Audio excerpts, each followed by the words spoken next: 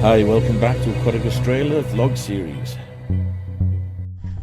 Today we're diving with Blue Destiny at Rottnest Island. Our first dive is at Parker Point Wall in south central Rottnest.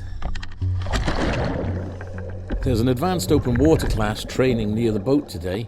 We move away over the wall and soon we're away from most of the other divers.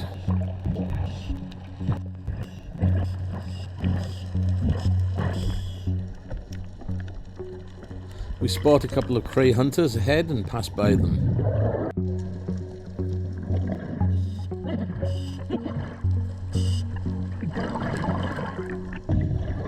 Then we spot a large lionfish along the bottom of the wall.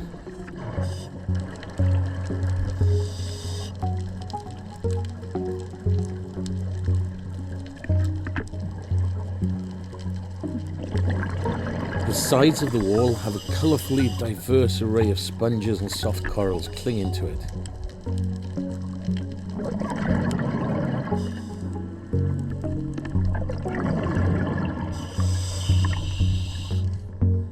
In a hole, we spot a couple of banded cleaner shrimp. These guys provide a cleaning service to fish and eat the parasites off them.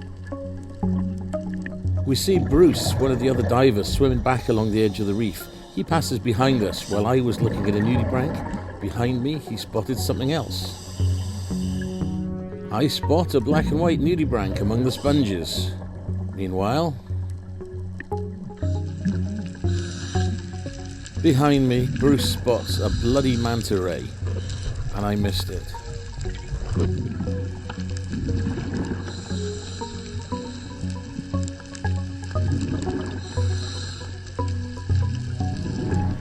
Sticking out from the cliff, we see the beak of Parker Point.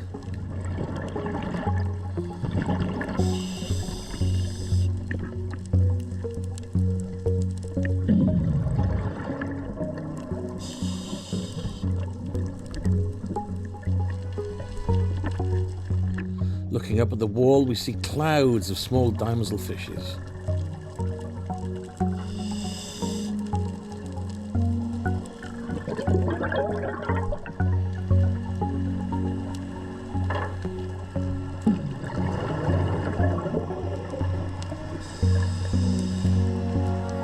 Here, we spot several West Australian nudibranchs together on the reef. These nudibranchs, or sea slugs, were named after the state.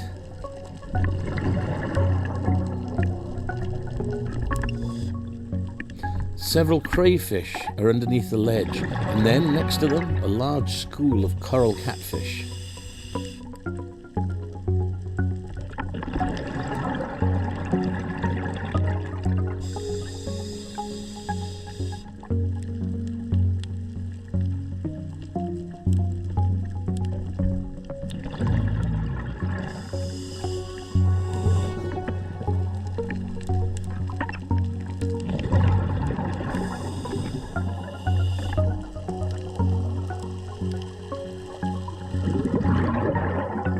Here we see our third separate species of nudibranch this dive.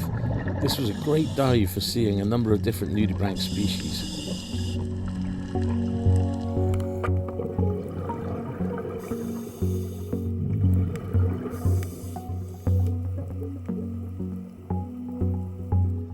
We ascend the wall to the plateau of the reef above, in about 7 meters, surrounded by clouds of fish.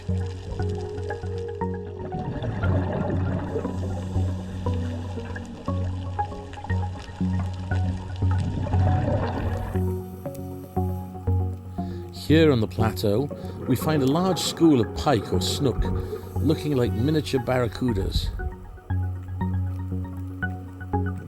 Then we head back to the boat, which is hanging over the edge of the drop-off.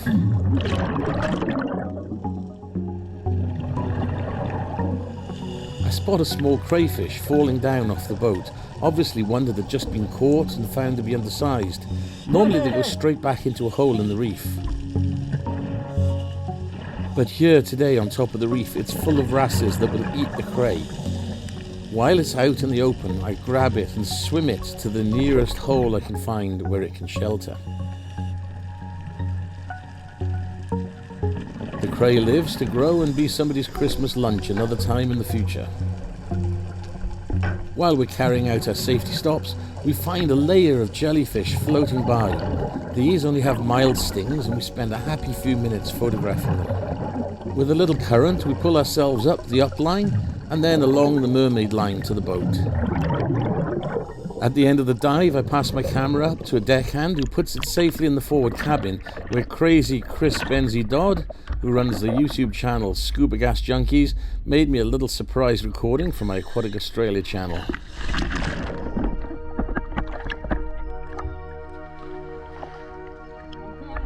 Our second dive is nearby, at a site I've not dived before. We didn't find any large caves, but the site was characterised by large coral lumps with large sand bays between them and some small caves. The viz today is lovely. It's very clear, about 15 to 20 metres. In the distance by a reef lump, I see Chris Benzie Dodd again. He's diving with a towel as a superhero cape, much to the amusement of his students. After you've liked and subscribed to Aquatic Australia channel, go take a peek at his YouTube channel, Scuba Gas Junkies. And remember to leave him a nice comment that his channel is almost as good as mine. This site has a number of narrow canyons and swim-throughs we fly down.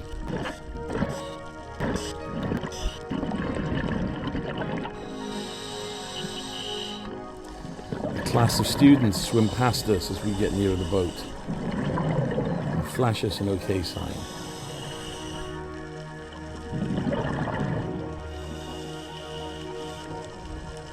Here we find several large schools of fusiliers. We hover weightless, reclining and watching them flit above us in a great silvery cloud.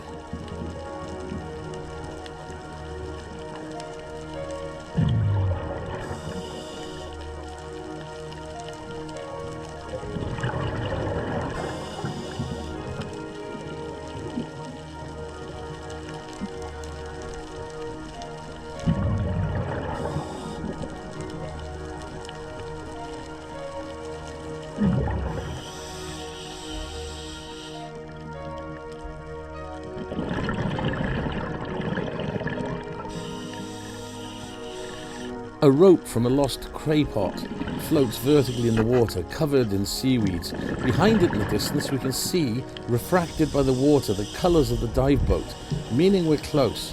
Look for this effect when you're trying to find the dive boat. You might not see the boat, but you can see its colours reflected through the surface.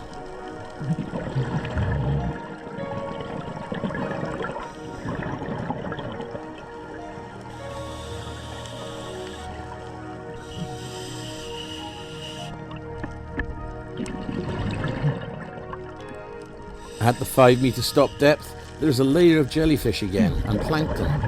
At that layer, the schools of fusiliers are feeding. There's also thermocline, a layer of colder water below 6 metres, where it changes a couple of degrees in just a few centimetres. The sunlight shines through the translucent jellyfish, making them look like jewels floating in the sky. On the bottom, a large stingray patrols, and he comes past us. These gentle rays are giant and curious and never aggressive, but must be treated with respect due to their potent stinger in the tail.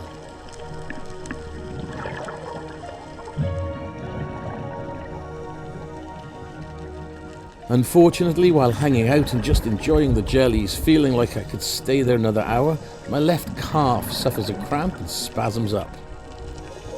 It's not a serious situation, and divers are taught how to resolve cramps underwater, but it happens from time to time and it's uncomfortable.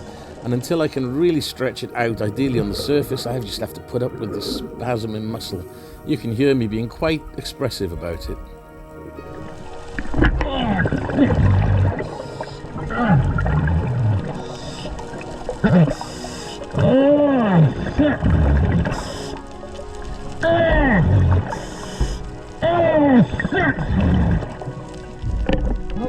I take a moment to stretch out my cramp while on the ladder, and with the cramp stretched out and back on deck, that's all for today for Aquatic Australia. Please like and subscribe, and don't forget to give Scuba Gas Junkies channel a view too. That's all. Have a great day and see you next time on Aquatic Australia.